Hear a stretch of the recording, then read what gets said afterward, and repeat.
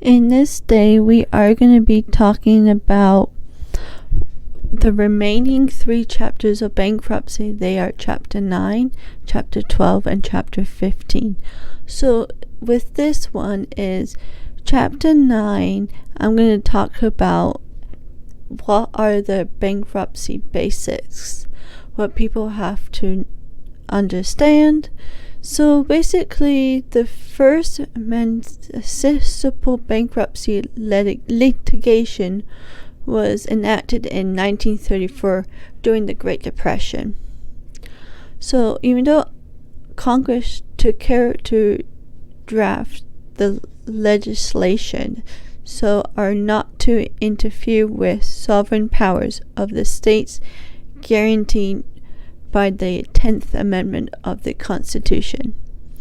So basically, the foundations of this bankruptcy was, so the Supreme Court upheld this decision in 1934 Act unconditional as an improper interface with the sovereignty of the states.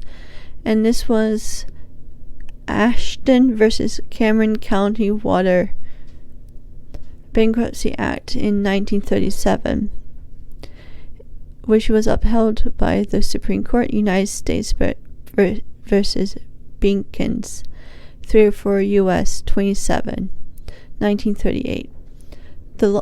The bankruptcy laws have been amended several times since 1937. And so these bankruptcy laws have been in fact 60 years since Congress has established a federal mechanism for resolutions of municipal debts. There have been fewer than 500 municipal bankruptcy petitions filed. Even though Chapter 9 cases are rare, a filing by a large municipality can. An example was 1994 filing by Orange County, California, involved many millions of dollars in municipal debt. So, what is the purpose of municipal bankruptcy? So this will kind of tie into the other 3, Chapter 7, Chapter 11, and Chapter 13 bankruptcy. So Chapter 9 mainly deals with municipal bankruptcies. So the purpose of Chapter 9 is to provide a financially distressed municipality protection from its creditors while it develops and negotiates a plan for adjusting its debt and recognition of debt of a municipality is typically accumulated either by extending debt maturities, reducing amounts of principal or interest, or refinancing the debt by obtaining a new loan. Even though this is similar to other chapters of bankruptcy, Chapter 9 is significantly different in that there is no provisions in the law for liquidation of the assets of the municipality and distribution of the proceeds to creditors. Such as liquidation or dissolution would undoubtedly violate the 10th Amendment of the Constitution and the reservation of the state of sovereignty over their internal affairs. So because the 10th Amendment guarantees the right of citizens, especially states, equal protections under the law. So basically the 10th Amendment it's basically I'm going to give you the abbreviated thing is like the powers not to delegate to the United States by the Constitution or prohibited to the states are reserved to the states respectively or to the people. So that's basically what the 10th Amendment says. So because of that, the federal government doesn't want to violate the 10th Amendment rights of states, or they don't want to intervene in Chapter 9 bankruptcy cases in states or different counties of states where some issues are happening. So basically, this was a decision by the Supreme Court to uphold municipal bankruptcy legislation. The bankruptcy court generally, but not always, active in managing municipal bankruptcy cases as it is in corporate recognition under Chapter 11. So the function of bankruptcy court in Chapter 9 cases are generally limited to approving the petition if the debtor is eligible. So it has to be a certain threshold, but I can't remember, or I don't know what the threshold is. And so basically in these certain cases, they can, like, the county and the creditor can work out a repayment plan to help pay off the debts that they currently are owing or they are accruing. So what is the eligibility? So only a municipality can file for under Chapter 9. The term municipality is defined in the Bankruptcy Code as political subdivision or public agency or instrumentally of a state. So basically this definition is broad to include cities, counties, townships, schools, districts, and public improvement districts. And it can also include revenue producing bodies that provide services which are paid by the user rather than by general taxes, such as bridge authorities, highway construction, or like when you're trying to pay for your gas. That is either, for some states, it's owned privately or by the state. So these are the couple things of the requirements for eligibility for Chapter 9 for municipalities. So Part 1 is municipalities must be specifically authorized to be a debtor by state law or by a governmental officer or organization empowering by the state law to authorize the municipality to be a debtor. The second one is municipality must be insolvent as defined in 11 USC of the code. Number 3, municipality must desire to effect a plan to adjust its debt.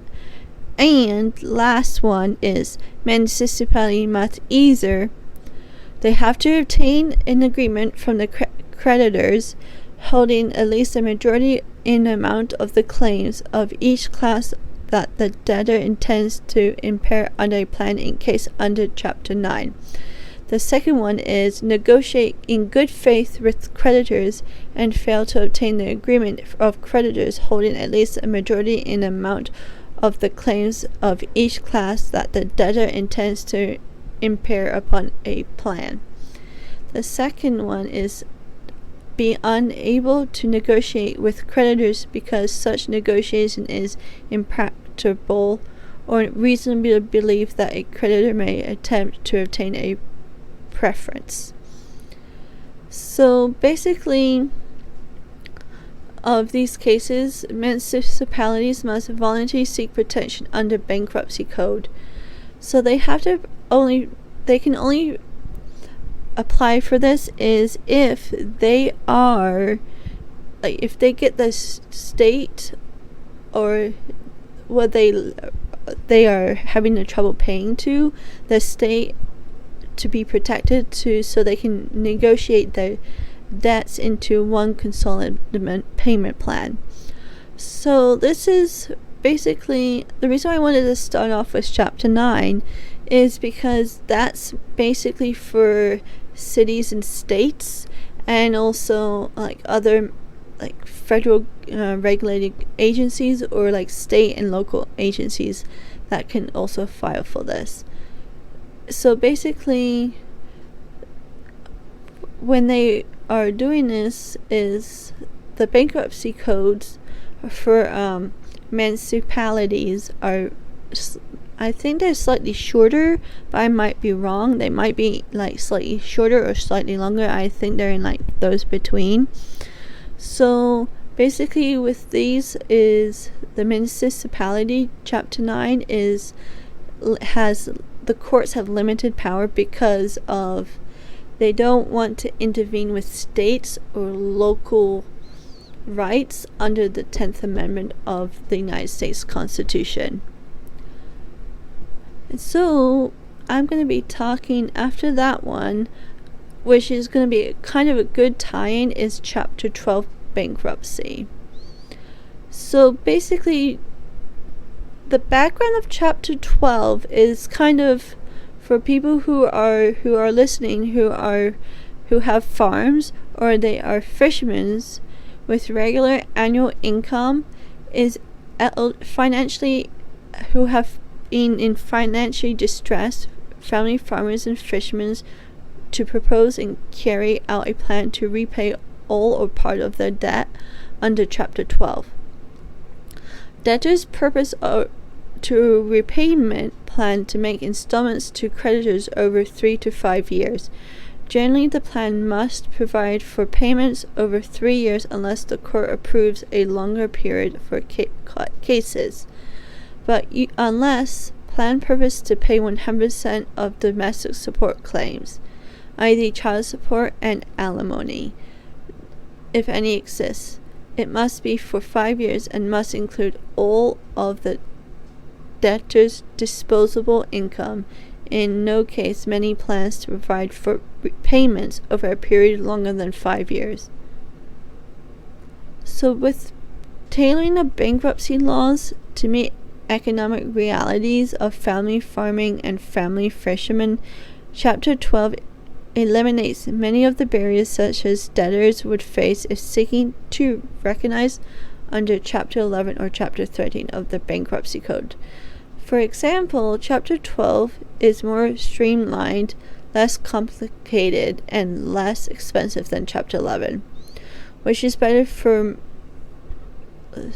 if people can sue for large corporate recognition in that are addition to few family farmers or fishermen find chapter 13 to be advantageous because it's designed for wage earners who have similar debts than those facing family farmers in chapter 12. Congress sought to combine the features of bankruptcy code which can provide framework for successfully family farmers and fishermen recognitions. So basically, family fishermen with regular annual income may file a petition for relief under chapter 12. So chapter 12 can be used in either, it can be recognized under chapter 11 or chapter 13. So because chapter 12 is mainly a certain is used for certain things, so to file under chapter 12, like individual and spouses must be engaged in farming operations or a commercial fishing operation. The total debt secured, doesn't matter if it's secured or unsecured, must not exceed 11,097,350 if a family farmer owes like over 2,268,5550 if a family is a fisherman. And also it has to, if a family is a farmer, it can't exceed 50%, and if it's a fisherman, at least 80% of total debts that are fixed in amount excluding of debt for debtor's principal residence unless such debt arises out of farming or commercial fishing operations. The fourth one is more than 50% of gross income of the individual or the individual and spouse for the preceding tax year, or for family farmers only for each second and third prior tax years must have come from farming or commercial fishing operations. So basically, chapter 12 is kind of used for people who are working or who are using that for being part of the places, because this helps people who are like farmers but also fishermen. And so, but also you have with chapter 12, you can kind of have a little bit more of a legal room, but also this proceeding is 180 days to prior bankruptcy petition was dismissed due to debtors' willful failure to appear before the court or comply with orders of the court, or was voluntarily dismissed after creditors sought relief from the bankruptcy court to recover property upon which they hold liens. So basically, a lien is basically if you want to sell your home, or if you want to sell like your car, then there will be a lien on your homes, because they want to get that portion of that asset you are going to sell. So you have to give those creditors their money to them. So it depends if you have one or two creditors and they're asking for this amount of money, then it's going to be less amount of money for the house you're selling. I'm just using that as an example because that's one of what a lot of companies do, would put a lien on your house or car. So basically, how does chapter 12 work? So chapter 12 cases begins with a lawyer or an individual can file a petition with a bankruptcy court serving the area where you live or where the partitionship debtor has the place of business. So basically, sorry, I'm just really tired today. They shall really file with court schedules of assets and liabilities. So schedules of current income and expenditures. The third one is schedule of extraordinary contracts and expired leases. And the fourth one is a statement of financial affairs. So basically is how much you're bringing in, how much you have in savings, and how much you have in assets such as investments. And so basically it's used for both spouses. So basically in this is like, has husband and wife might file a joint petition or individual petitions. So a lot of this now is they have the same sex households. I'm not gonna, and it's basically like two wives where they file jointly, and if they are in a court issue. So basically the courts have to charge $200 case filing fee and a $75 miscellaneous administration fee. But sometimes this might be different depending on where you reside. So this is, even though it says like the 200 or the 75 miscellaneous administration fee, but it might be different depending on the courthouse.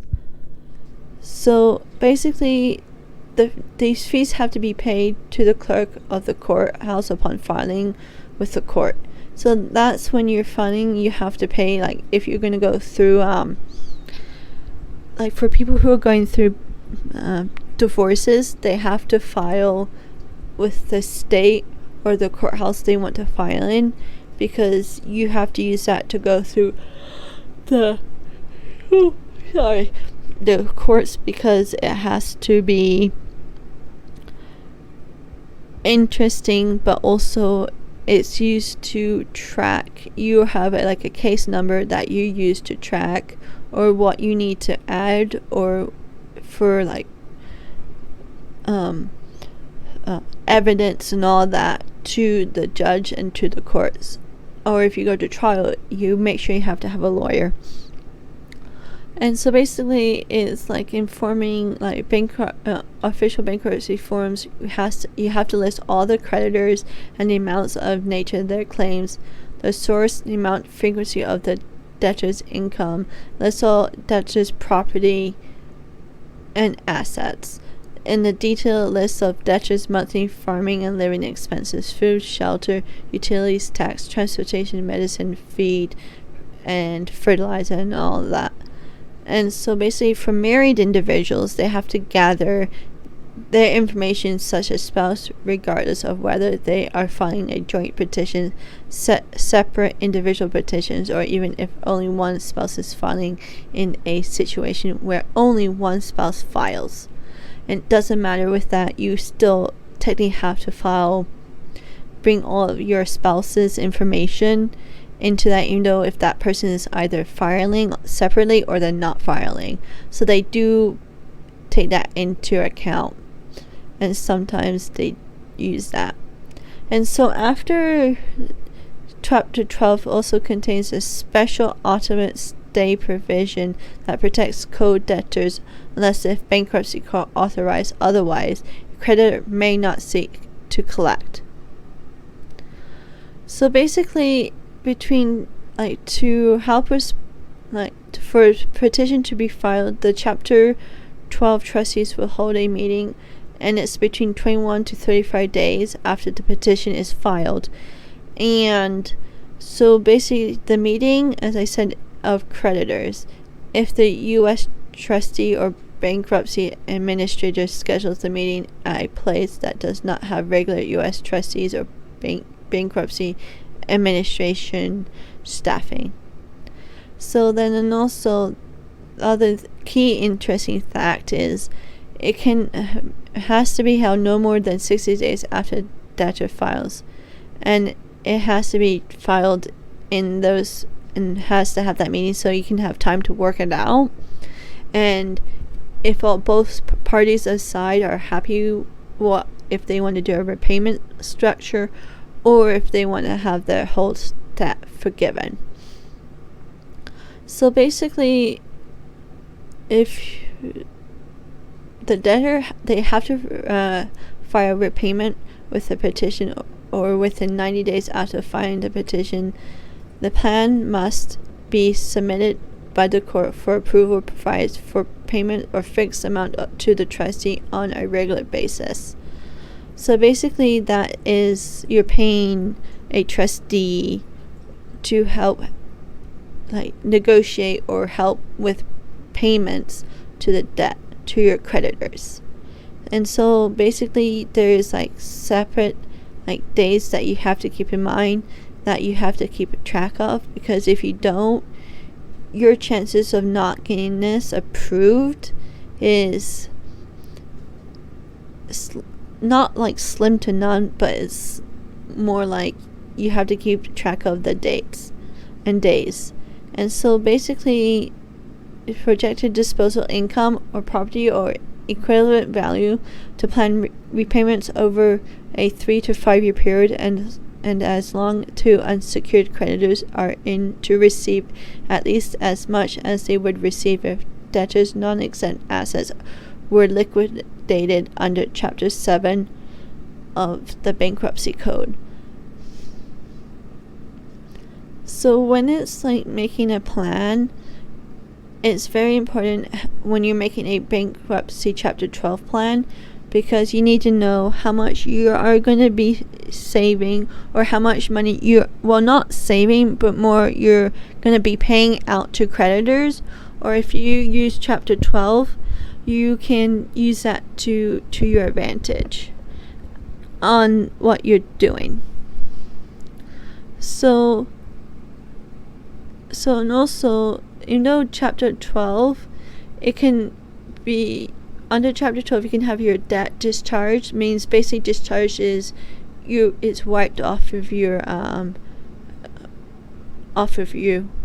for good. And then they also have another one, is called hardship discharge. So hardship discharge is if you're going through unemployment, or if you have a medical issue, that will probably be, it's like no fault to you, that will be considered a hardship discharge because you might have a surgery, or you might have a sudden illness, and you can't pay your creditors because you're trying to save your life. Basically, that's what a hardship discharge is. Basically, what they kind of do. And so, not last to least, is Chapter 15 bankruptcy. Is basically, nutshell is, if you're going to be going out of business, and you're going to go file for bankruptcy, and you have businesses overseas, then you have to file for Chapter 15 in the United States and other countries where you do business, is because it's, so this is basically, it was not came about, but it was like so bankruptcy 15 has been changed over time. So basically, Chapter 15 is a new chapter added to the bankruptcy code by the Bankruptcy Abuse Prevention and Consumer Protection Act of 2005.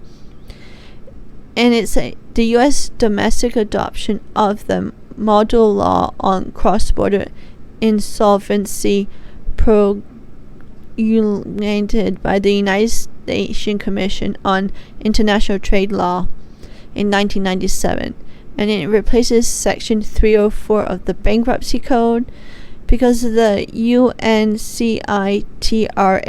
source of Chapter 15, the U.S. interpretation must be coordinated with the interpretation given by other countries that have adopted it as internal law to promote a uniform and coordinated legal regime for cross-border insolvency cases.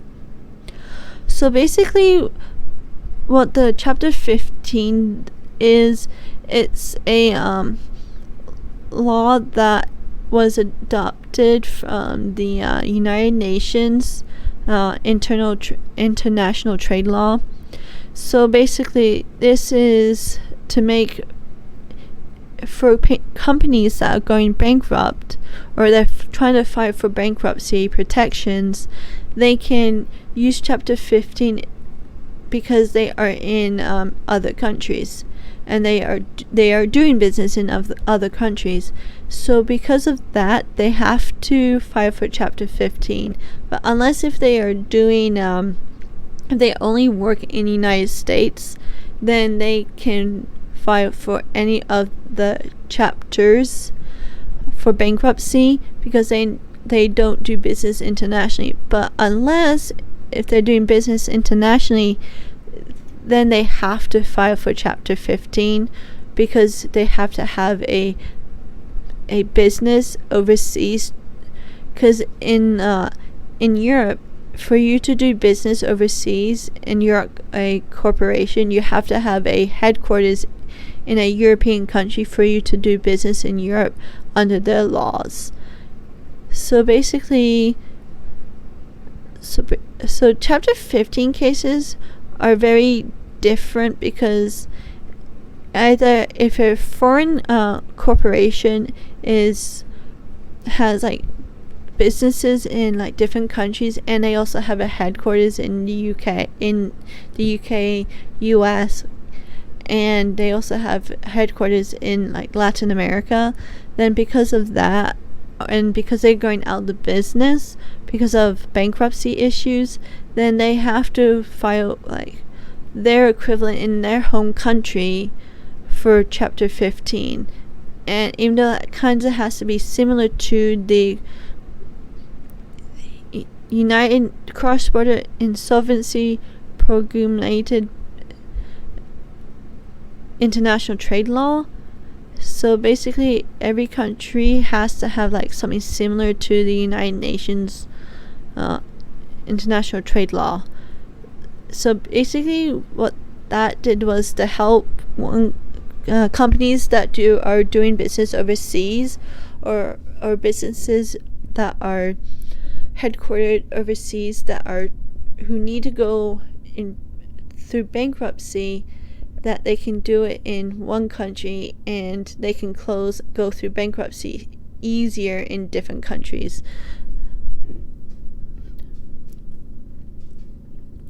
So basically, the important goal of Chapter 15 is to promote cooperation and communication between U.S. courts and parties of interest with foreign courts and parties of interest to cross-border cases.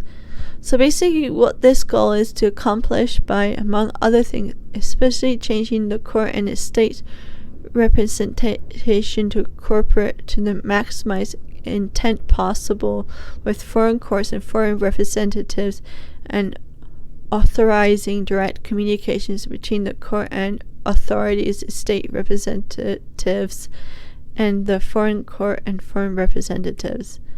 So basically, that's basically what it says right there. I'm going to put that into it's basically having open communications from U.S. courts and other foreign courts around the world. So basically, that is having open communication to see what they are going to do, and then the U.S. has to tailor to be used. So basically, the UNCITRAL model law has been adopted with certain variations in Canada, Mexico, Japan, and several other countries. Adoptions are pending in the United Kingdom and Australia, as well as other countries with significant international economic interests. So this is my podcast for today, and I will be having one more episode coming out in a week or so, and this will be my last episode in the next coming week for my season. And if any of you who are interested, please come on to my show, and I would love to have a talk with you guys. Thank you, and have a wonderful day.